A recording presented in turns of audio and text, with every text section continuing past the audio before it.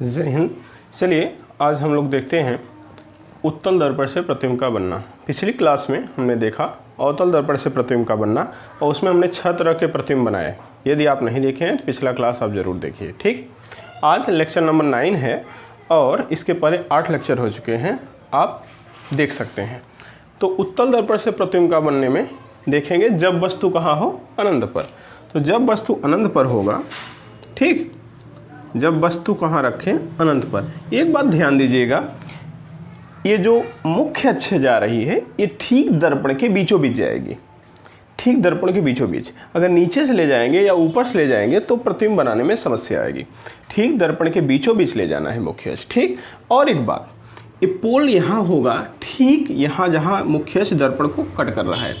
दूसरा बात, सी वो जिस गोले से काट के बनाया गया होता है उस गोले का सेंटर होता है। तो एक अंदाजा से आप लगा लेंगे कि कितना बड़ा गोला होगा, उसका सेंटर कहाँ होगा, वो होता है सी। और सी और पी के ठीक बीचों बीच अर्थात मध्य में आप रखेंगे एफ को, तब आपका इमेज बड़े आसानी से बनेगा। ये नहीं कि कहीं भी रख दो, एफ को यहाँ रख दो, यहाँ रख दो, नहीं, पी और सी के ठीक बीचों बीच रखना है। मुख्य अक्ष ये यहाँ से नहीं, यहाँ से नहीं, मुख्य अक्ष भी क्या करना है आपको, ठीक बीचों बीच ले जाना है। ओके, ठीक।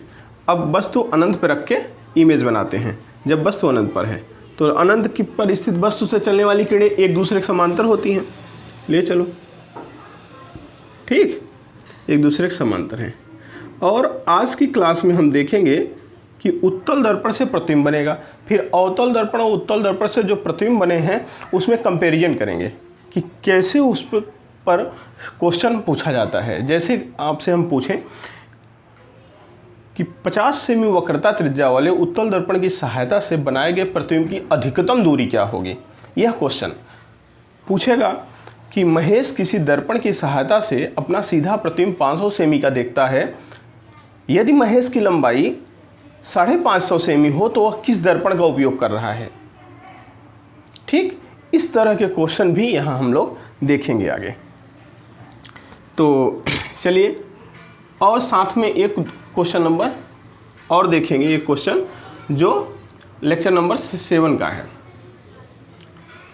तो आइए, ये ले गए किरण, तो ये हो गया आपका आपतन बिंदु, ये हो गया आपतन बिंदु। तो इस पर लंब खींचो। कहाँ से खींचोगे सर? सी से। जरूरी है लंब खींचना? नहीं, जरूरी नहीं है। क्यों? क्योंकि हम पहले जान चुके हैं कि मुख्य अक्ष के समांतर वाली किरण फोकस की दिशा से लौटती है। अगर आप पहले जान चुके हैं तो फोकस से लौटा दो, लंब खींचने की जरूरत नहीं। और अदरवाइज लंब खींच के लौटाओ। तो हमें पहले से पता है, नियम पढ़ाए हैं पीछे प्रतिबिंब बनाने का। तो मुख्य अक्ष के समांतर जाने वाली किरणें फोकस की दिशा से लौट जाती है। तो डॉट डॉट करेंगे और फोकस की दिशा से लौटा लेंगे। और इसको भी किस दिशा से लौटा लेंगे सर? फोकस की दिशा से। इसको भी लौटा लो, इसको भी फोकस की दिशा से लौटा लो। ये इधर जा रही है, ये इधर जा रही है, आगे कहीं काटेंगी नहीं, आगे कहीं नहीं काटेंगी। देखो ये इधर जा रही है, ये इधर जा रही है, आगे कहीं काटेंगे नहीं। जब आगे परावर्तित किरण नहीं काटती, ये परावर्तित किरण है, तीर देखो, तो पीछे बढ़ाते हैं परावर्तित को। जब परावर्तित को आप पीछे बढ़ाओगे, इसको भी यहाँ काटती हुई क्या होगी? आभास होगी। और इस प्रकार से यही क्या हो जाएगा? एक आभासी प्रतिबिंब बनेगा। किसका? ऑब्जेक्ट ओ का। कहाँ है? जो अनंत पर। तो आपका क्या निष्कर्ष निकला कि प्रतिबिंब कैसा है? जरा देख लो प्रतिबिंब कैसा है। ये प्रतिबिंब कैसा बना है? जो प्रतिबिंब यहाँ बना है वो कैसा बना है? ये देखो प्रतिबिंब, ये प्रतिबिंब जो बना इसका नाम क्या है सर? आई है। तो आई कैसा है? जैसा दिखे वैसा लिखें। आई आभासी है? जी हाँ, आई आभासी है। सीधा है? जी हाँ, कह सकते हैं, दुनिया का हर आभासी सीधा होता है। तो वस्तु से छोटा है? हाँ, वस्तु बड़े अनंत पर स्थित कौन होता है? चंद्रमा, चांद, तारे, ये सब अनंत पर माने जाते हैं। ठीक, और तारे और नक्षत्र ग्रह अनंत पर। तो वो एक बड़ा सा सूर्य होता है या अन्य तारे हैं, उनका प्रतिबिंब छोटा सा बनता है, बिंदु आकार का। तो बहुत छोटा, बहुत छोटा बनता है। ठीक है, वस्तु से बहुत छोटा बनता है। और कहाँ बनता है सर? एफ पर बनता है। एफ पर बनता है सर, एफ पर बनता है मतलब फोकस पर बनता है। ओके, तो ये बताइए, अगर अवतल दर्पण हो, अनंत पर हो, तब भी प्रतिबिंब कहाँ बनेगा? फोकस पर। अवतल दर्पण में उत्तल दर्पण हो, वस्तु अनंत पे हो, प्रतिबिंब कहाँ बनेगा? फोकस पे। उत्तल लेंस हो, वस्तु अनंत पे हो, प्रतिबिंब कहाँ बनेगा? फोकस पर। अवतल लेंस हो, वस्तु अनंत पे, प्रतिबिंब कहाँ बनेगा? फोकस पर। और एक बात सही, सदैव सही है, सदैव छोटा बनेगा।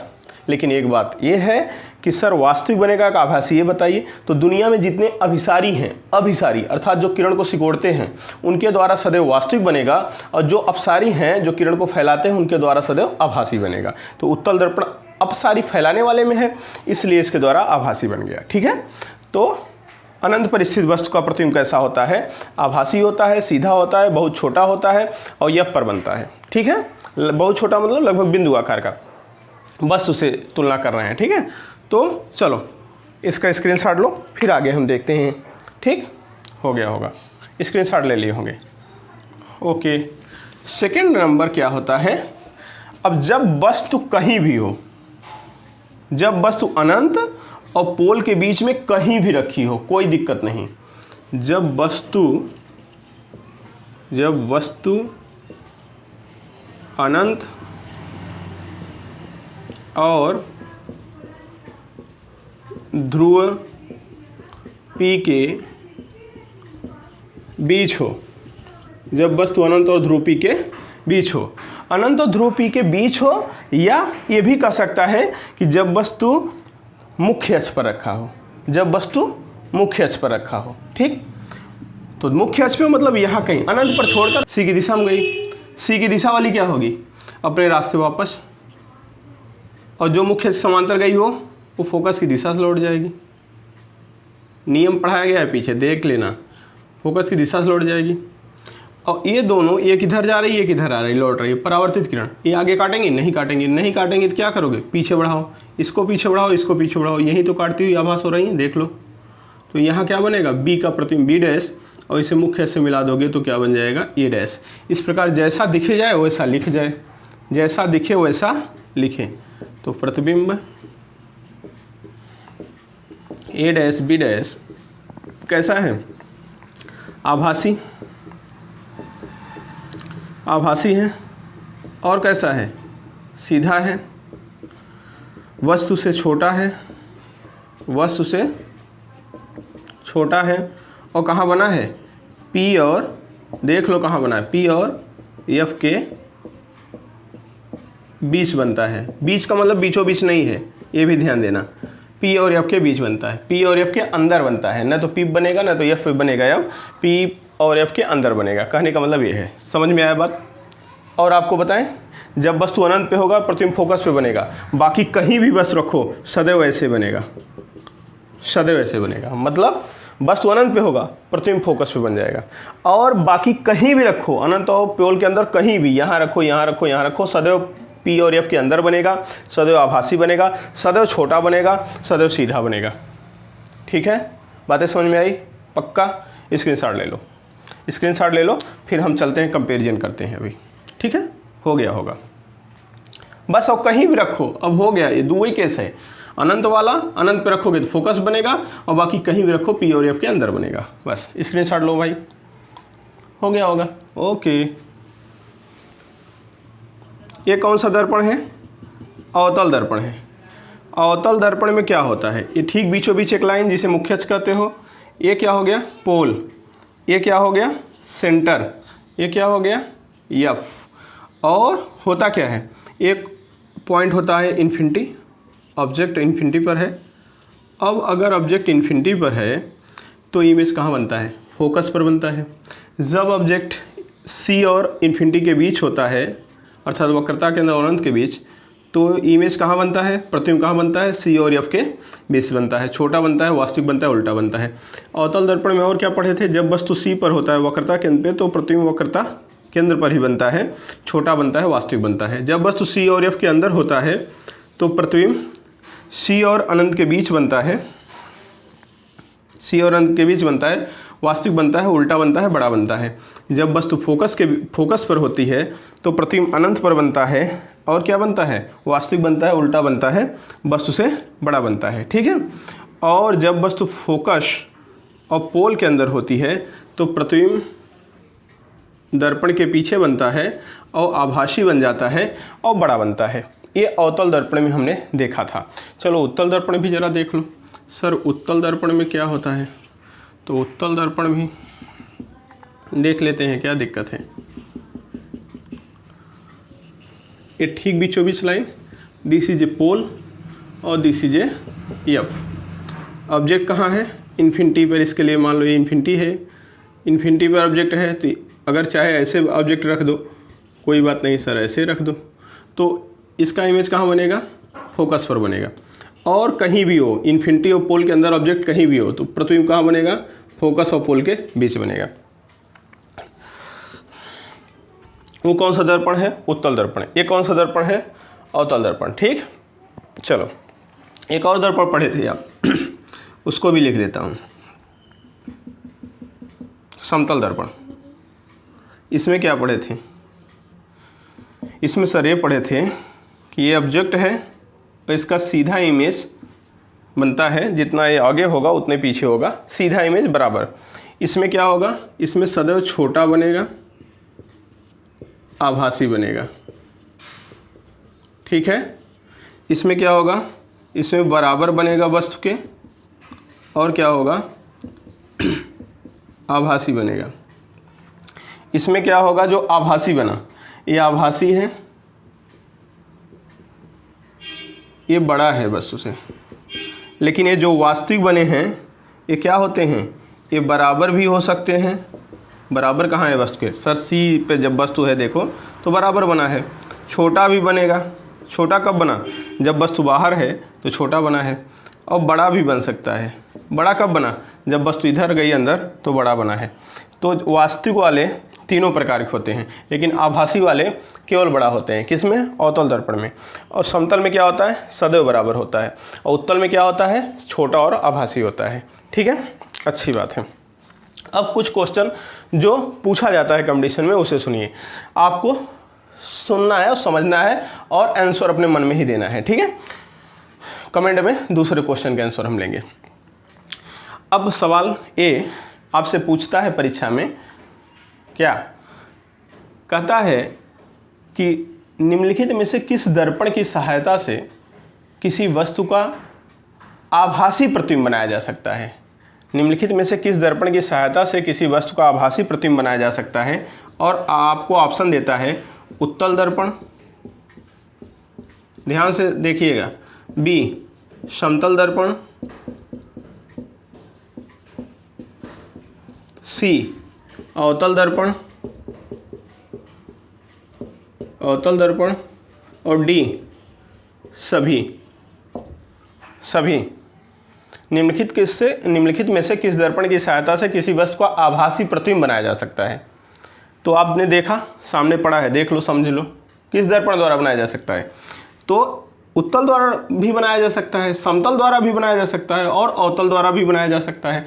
तो इसका मतलब किसके द्वारा? सभी द्वारा बनाया जा सकता है। तीनों द्वारा आभासी बनाया जा सकता है कि नहीं? पक्का? अच्छा, अब सवाल फिर जरा सुनना। अगला एक सवाल समझ में आया? ठीक, अगला सवाल सुनो। किस दर्पण की सहायता से किसी वस्तु का आभासी बड़ा प्रतिबिंब बनाया जा सकता है? अब देखो सवाल बदल गया। पिछली बार क्या था? केवल आभासी शब्द बोला था कि आभासी, तो आभासी तीनों बनाते थे, तो आंसर तीनों हो गया, सभी हो गया। लेकिन इस बार क्या होगा कि इस दर्पण की सहायता से किसी वस्तु का आभासी बड़ा प्रतिबिंब बनाया जा सकता है। तो तीनों दर्पण देख लो, कौन उसमें आभासी बड़ा है, देख लो। आभासी बड़ा तो यही बनाता है केवल।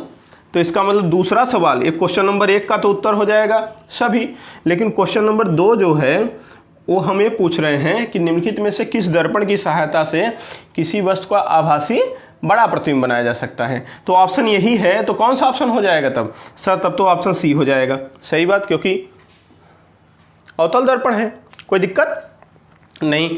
अब मान लो फिर क्वेश्चन 3 पूछ ले, क्वेश्चन 3 आगे, कि निम्नलिखित में से किस दर्पण की सहायता से किसी वस्तु का आभासी छोटा प्रतिबिंब बनाया जा सकता है? आभासी छोटा किसके द्वारा बनाया जाता है? उत्तल दर्पण द्वारा। तो ये क्या हो जाएगा? कौन सा विकल्प सही हो जाएगा? विकल्प ए, विकल्प ए सही हो जाएगा। सही बात है। फिर पूछ ले कि निम्नलिखित में से किस दर्पण की सहायता से किसी वस्तु का आभासी वस्तु के बराबर प्रतिबिंब बनाया जा सकता है? तो समतल कहाँ गया भाई? ये है। तो क्या हो जाएगा क्वेश्चन 4? क्वेश्चन 4 में तो सर बी हो जाएगा, क्योंकि क्या कह रहा है? आभासी वस्तु के बराबर प्रतिबिंब, तो आभासी वस्तु के बराबर तो ये बनाता है। तो आभासी में कितने प्रकार के क्वेश्चन पा गए? ये 4-5 प्रकार के क्वेश्चन आप पा गए हैं। फिर से हम बोल रहे हैं, सुनिएगा। किस दर्पण के द्वारा आभासी प्रतिबिंब बनाया जा सकता है? तो तीनों दर्पण द्वारा बनाया जा सकता है। लेकिन अगर सवाल कहता है किस दर्पण द्वारा आभासी बड़ा प्रतिबिंब बनाया जा सकता है, तो अवतल दर्पण द्वारा। किस दर्पण द्वारा आभासी छोटा प्रतिबिंब बनाया जा सकता है? उत्तल दर्पण द्वारा। किस दर्पण द्वारा आभासी बराबर प्रतिबिंब बनाया जा सकता है? समतल दर्पण द्वारा। क्लियर हुआ? इस तरह से सवाल कंपटीशन में पूछे जाते हैं। ये नहीं कि हम रट लिए कि वस्तु सी पर है तो वास्तविक होगा, ये होगा, वो जमाना गया। ठीक है, अब जो कंपेरिजन करो, कॉन्सेप्ट पूरा समझोगे तब सवाल कर पाओगे। ठीक है, ये कंपटीशन के अच्छे सवालों में आएंगे, थ्योरेटिकल सवाल अच्छे सवाल रहते हैं। अब देखो आगे, ये तो हो गया। अब पॉलिटेक्निक में आया हुआ क्वेश्चन और IERT ने जो पूछा था वो क्वेश्चन मैं बता रहा हूँ। अभी तो इसमें वैरायटी बहुत है, लेकिन बहुत सरल सा क्वेश्चन पॉलिटेक्निक और IIRT पूछ लिए हैं, दोनों पूछे हैं। कहाँ बोले हैं कि निम्नलिखित में से किस दर्पण की सहायता से किसी वस्तु का वास्तविक प्रतिबिंब बनाया जा सकता है?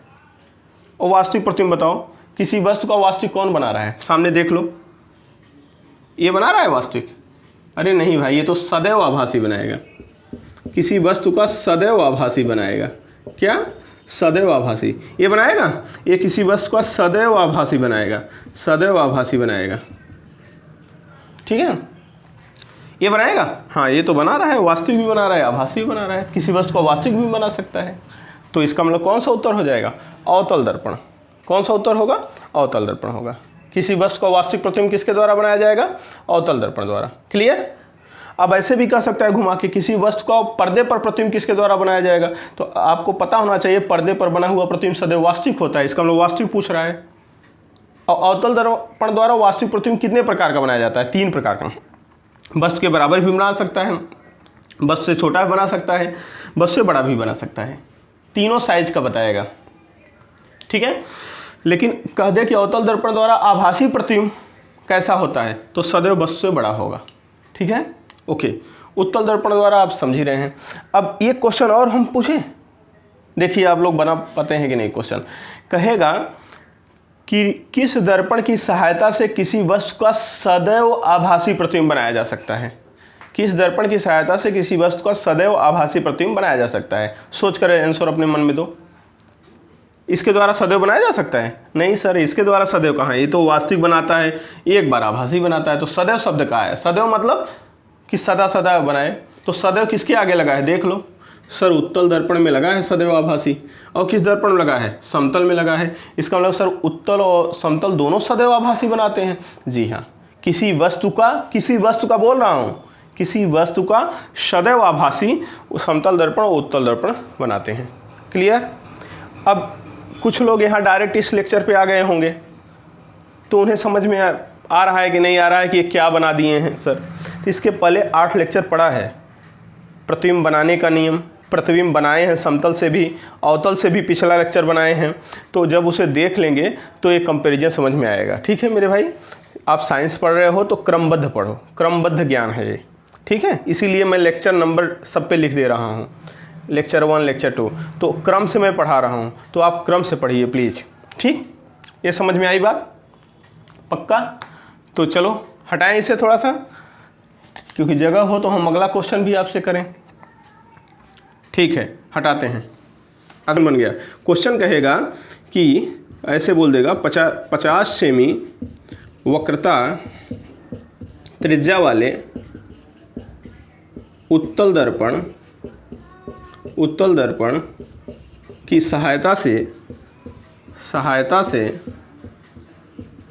बनाए गए प्रतिबिंब की अधिकतम दूरी क्या? अधिकतम दूरी क्या होगी? बताओ, आप लोग सोच कर बताइए, अधिकतम दूरी क्या होगी? 50 सेमी? अरे पागलू, वक्रता त्रिज्या दिया है, वक्रता त्रिज्या, तो फोकस दूरी क्या होगी? सर यह बराबर r/2, तो 50 फोकस दूरी, इसका मतलब 25, इसका मतलब फोकस दूरी 25, अर्थात यहाँ से यहाँ तक अगर 25 है तो ज़्यादा से ज़्यादा कहाँ प्रतिबिंब बना सकता है उत्तल दर्पण? सर 25 पे ही बना सकता है, इसके बाहर नहीं बना सकता। तो एक हो जाएगा विकल्प 25 सेमी, दूसरा हो जाएगा 50 सेमी, तीसरा हो जाएगा 75 सेमी। ठीक है, और चौथा कुछ दे देगा अनंत। तो ज़्यादा से ज़्यादा कहाँ बना सकता है? 25 सेमी। 25 सेमी से ज़्यादा बना ही नहीं सकता। तो सवाल क्या हुआ कि उत्तल दर्पण की सहायता से बनाए गए प्रतिबिंब की अधिकतम दूरी क्या होगी? 25 सेमी होगी। क्यों? क्योंकि वक्रता त्रिज्या 50 सेमी है। वक्रता त्रिज्या का आधा क्या होता है? फोकस दूरी होता है। फोकस दूरी के बाहर वो बना नहीं सकता। कौन? उत्तल दर्पण। ठीक है। अब तुम्हारे मन में ये भी आ रहा होगा सर फिर ये अवतल दर्पण, तो अवतल दर्पण तो अनंत तक बनाता है। देखो बस तो फोकस पे रख दो, प्रतिबिंब अनंत पे भाग गया, तो ये तो अनंत तक बनाता है, इसकी दूरी तो अनंत तक है, तो इसके लिए तो नहीं टेंशन है। लेकिन उत्तल दर्पण अनंत पर छोड़ो, फोकस के बाहर नहीं बना सकता। फोकस जितना होगा उसी वहीं तक बनेगा इसमें प्रतिबिंब, इसके बाहर 1 इंच नहीं आ सकता। ठीक है, कोई दिक्कत? कोई दिक्कत? क्वेश्चन पूछेंगे अभी कमेंट में, ध्यान देना, होमवर्क भी पूछेंगे ज़रूर। समझ में आया होगा? हटाएं इसे। अच्छा हाँ, स्क्रीनशॉट अपना ले लिया करो रोक के। चलो अब एक बात और बताओ, कुछ क्वेश्चन और मौखिक पूछ रहे हैं। ठीक है, समझ में आ रहा होगा। मौखिक सुनो। मंगू, क्या ये मंगू है? मंगू किसी दर्पण की सहायता से अपना सीधा प्रतिबिंब 400 सेमी का देखता है। क्या? मंगू किसी दर्पण की सहायता से अपना सीधा प्रतिबिंब 400 सेमी का देखता है। यदि मंगू की लंबाई 500 सेमी हो तो वह किस दर्पण का उपयोग कर रहा है? मंगू किसी दर्पण की सहायता से अपना सीधा प्रतिबिंब 400 सेमी का देखता है। अपना सीधा प्रतिबिंब कितने का? 400 सेमी का ये मंगू देख रहा है, देखता है, अपना सीधा प्रतिबिंब देख रहा है। तो कह रहा है यदि मंगू की लंबाई 500 सेमी, ये खुद 500 सेमी का हो और इमेज कितने का देख रहा हो? 400 सेमी का, तो यह कौन सा दर्पण यूज कर रहा है? और सीधा इमेज है, सीधा प्रतिबिंब देख रहा है। तो पहले तो दिमाग लगाओ, सीधा प्रतिबिंब मतलब क्या? सर सीधा प्रतिबिंब माने आभासी।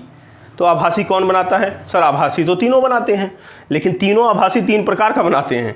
अवतल जो है आभासी वस्तु से बड़ा बनाता है, उत्तल आभासी वस्तु से छोटा बनाता है, और समतल आभासी वस्तु से बराबर बनाता है।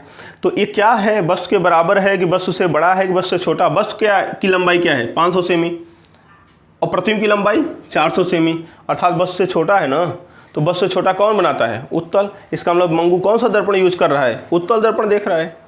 कौन सा दर्पण देख रहा है? उत्तल दर्पण देख रहा है। समझ में आया बात? पक्का? चलो ठीक है। अब अगला बता दो, चंगू। अगला कौन हो गया? चंगू। तो चंगू किसी दर्पण की सहायता से अपना सीधा प्रतिबिंब 300 सेमी का देखता है। 300 सेमी का देखता है। यदि चंगू की लंबाई 200 सेमी हो तो वह किस दर्पण का उपयोग कर रहा है? सोचो, सीधा प्रतिबिंब मतलब आभासी, और चंगू देख कितना रहा है? 300, और खुद की लंबाई क्या है? 200। उसकी लंबाई 200, वस्तु की लंबाई 200, प्रतिबिंब कितना देख रहा है? 300। वस्तु से बड़ा है छोटा? बड़ा है। तो कौन सा दर्पण यूज करेगा? सर यही करेगा, अवतल। क्यों? क्योंकि अवतल ही तो बड़ा दिखाता है। समझ में आया? आया? पक्का? ठीक है, होमवर्क के लिए तैयार रहना, क्वेश्चन आएगा। ठीक। अब लेक्चर नंबर 7 में एक क्वेश्चन दिए थे, उसको सॉल्व कर देते हैं, क्योंकि कुछ बच्चों का कमेंट था और कुछ बच्चे पूछे थे कि भाई उसका पहले वाले क्वेश्चन को सॉल्व कर दीजिए। कुछ लोग तो बहुत शानदार उत्तर दिए हैं, तो आइए हम उसको देख लेते हैं। उसमें जो हम क्वेश्चन दिए हैं, क्वेश्चन 1 आप देख लीजिएगा जाके। कहा है 2 समतल दर्पण किसी कोण पर झुके हुए हैं, उनके बीच में रखी वस्तु के प्रतिबिंबों की संख्या 3 है। n बराबर क्या दिया? 3। ठीक है, 2 समतल दर्पण किसी कोण पर झुके हुए हैं। 2 समतल दर्पण किसी कोण पर झुके हुए हैं, उनके बीच रखी वस्तु के प्रतिबिंबों की संख्या कितनी है? 3 है। ठीक है। अब क्या कह रहा है कि यदि उनके बीच के कोण में 60 डिग्री की कमी कर दी जाए तो प्रतिबिंबों की संख्या क्या होगी? तो पहले प्रतिबिंबों की संख्या 3 है, तो ये बताओ कि कोण किस पर है जिस पर दोनों दर्पण हैं। तो चलो निकाल लें उन दर्पणों के बीच का कोण। ये फार्मूला, n का मान 360 बटे थीटा -1, -1 इधर आएगा 4, 360 बटे थीटा, थीटा यहाँ 4 यहाँ, तो थीटा बराबर 360 बटे 4 बराबर 90 डिग्री। इसका मतलब शुरू में किस एंगल पर है? 90 डिग्री पर। इनके बीच का एंगल 90 है शुरू में, ठीक है, और इनके बीच में कोई वस्तु रखी गई है तो उसके कितने इमेज बनेंगे? 3। यही सवाल कह रहा है। लेकिन फिर क्या कह रहा है ना, अब कह रहा है कि इनके बीच के कोण में 60 डिग्री की कमी कर दो। कोण में कितना कमी करो? 60, और 90 में 60 घटाओ तो कितना हो जाएगा सर? तब तो ये 30 और डिग्री हो जाएगा। 90 में से 60 घटा दो तो अब कोण कितना हो गया सर? 30। अब 30 अब हो गया, तब बताओ प्रतिबिंबों की संख्या कितनी होगी। कह रहा है 60 डिग्री उसमें से घटा दो और तब बताओ कि प्रतिबिंबों की संख्या कितनी होगी। तो इसका मतलब बीच का कोण कितना हो गया? 30। अब 30 पे पूछ रहा है प्रतिबिंबों की संख्या, तो बता दो ना, 360 बटे 30 माइनस 1, 12। इसका मतलब क्या हो जाएगा सर? 12 माइनस 1 बराबर 11 प्रतिबिंब। यही आंसर था। बहुत से लोग शानदार जवाब दिए थे, तो 11 प्रतिबिंब हो जाएगा। समझ में आया? मैं थोड़ा तेज़ कर दिया हूँ, आप समझने में सक्षम हैं। फिलहाल इसे हटा रहे हैं। ये लेक्चर नंबर 7 का था। ठीक, यही पूछ रहे थे लोग, तो हटाए, स्क्रीनशॉट ले लो। ओके, ले लिए होंगे। चलिए, अब आज का भी होमवर्क के लिए रेडी होंगे। सर आज का होमवर्क पहले दीजिए अब। ठीक है, आज का होमवर्क ले लीजिए। ठीक,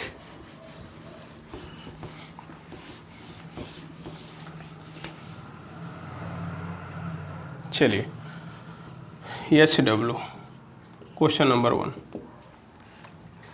ये 2 क्वेश्चन आपके सामने होमवर्क हैं, इनका जवाब आपको कमेंट में देना है। ठीक है, और हाँ सुनो, चैनल सब्सक्राइब कर लो, चैनल सब्सक्राइब कर लो, लाइक कर दो वीडियो को। ठीक, और हम अगली क्लास में चिन्ह परिपाटी बताएंगे, माइनस प्लस किस तरह से यूज किए जाते हैं। चिन्ह परिपाटी समझाने के बाद फिर हम 1/f बराबर 1/v प्लस 1/u ये प्रूफ करेंगे। ठीक, और फिर आगे हम न्यूमेरिकल पर धीरे धीरे पहुँचेंगे, लीनियर मैग्नीफिकेशन पढ़ा के, जो कि शानदार ढंग से न्यूमेरिकल करेंगे। तो क्लास बड़ी इंपॉर्टेंट आपकी होगी आगे, तो आप सब्सक्राइब कर लीजिए चैनल। ठीक है, तो इसका स्क्रीनशॉट लीजिए और इसका आंसर कमेंट में दीजिए। ठीक, थैंक यू।